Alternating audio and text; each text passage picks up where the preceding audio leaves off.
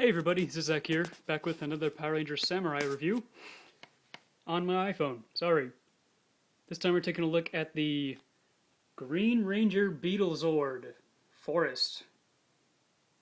Okay, same kind of packaging. This is originally the Kabuki origami. Well, in a sense, it's much smaller. And unlike the Tiger Zord, that still had the disc functionality, you couldn't remove it, this has no disc whatsoever. As you can see, it's not even a separate piece of plastic, they just painted the rim of this orange. So there is no disc function whatsoever. There is, however, some rubber wheels and a plastic wheel on the bottom. So instead of turning the disc like you would in the Japanese version, this time you just roll him and his head spins, which is actually what a lot of people expected the Japanese version to do.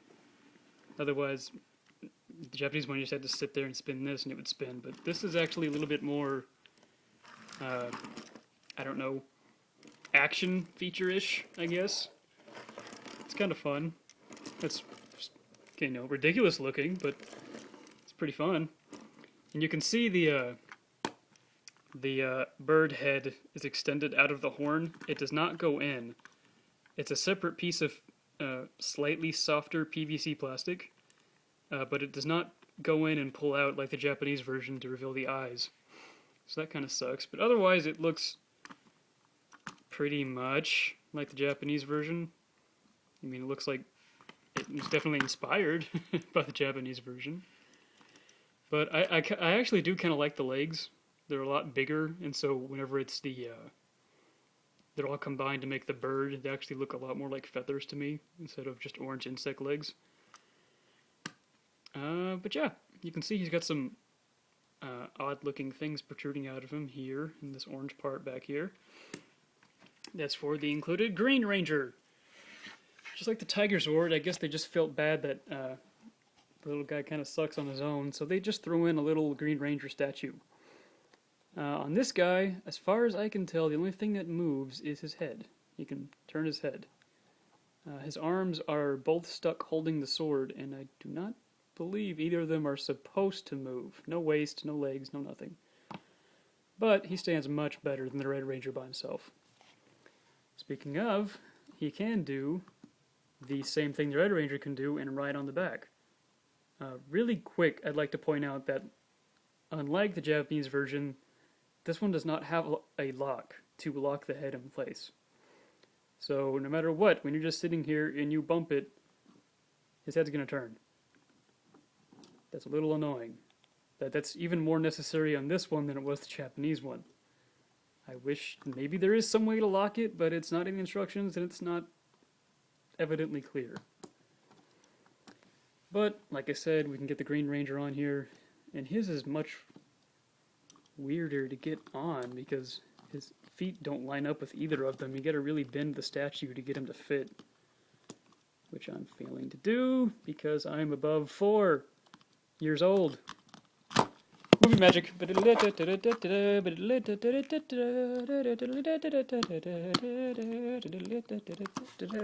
Hey! Looky there. So yes, the Green Ranger can ride his Kabuto Beetle. BeetleZord.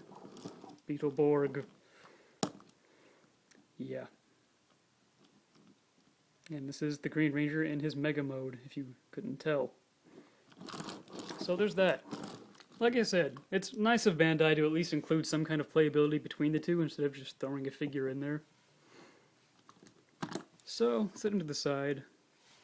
That's all this guy does by himself, so that means we need to bring in the Samurai Megazord.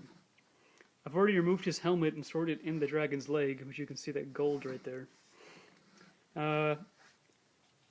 Unfortunately, unlike the Tiger Zord, which was pretty much the exact same thing as the Japanese one, this one is pretty much completely different. First of all, you rip the head off.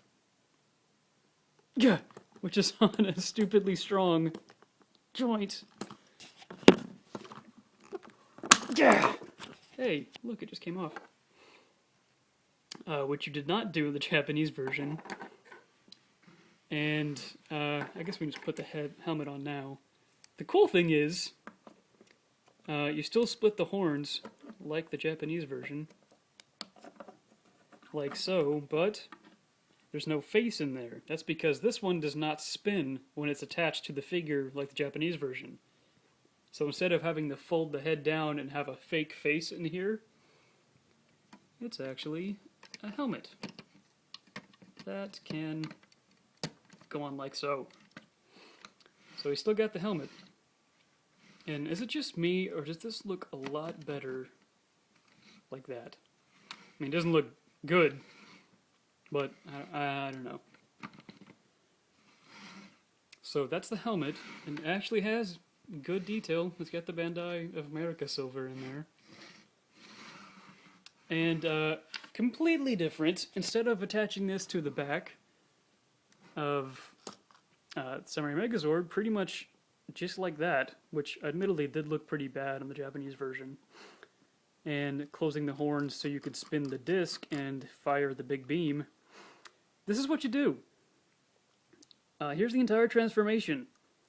Bottom of the figure is a little handle. You fold out.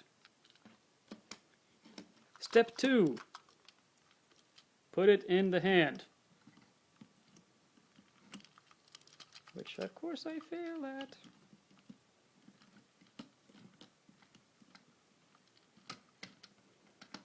Come on. I don't want to do movie magic like 5 times. There we go. Yeah, to do that. What the heck is that?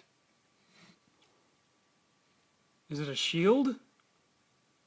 Is it supposed to be a little gun? Because it's got the little barrels on top of his legs? What is it? What the heck are they... What is this? Honestly. This isn't what it does in the show. How are they going to pull this off? He doesn't hold it like a shield in the show? That's just... I don't know what I think of that. This is a real... Out of the 3, this is probably the stupidest combined by itself. Because the swordfish one is pretty stupid. Here, let me show you. Swordfish... Still got the helmet, but then you just completely replace the yellow ape Zord and just stick the sword in its neck. What? That's not what happens in the Japanese show. What are they going to do with the footage? It's just going to be all CGI? How is that going to work? That makes no sense. Oh, well. That's your Kabuto Zord, BeetleZord. Unfortunately, I don't think they're selling the Swordfish Zord yet, so I can't do the combined mode of the 3. Hopefully I can get it soon, though. Yeah, if you had to skip on one, skip this one. Thanks for watching, guys. Hope you liked it. Have a nice day.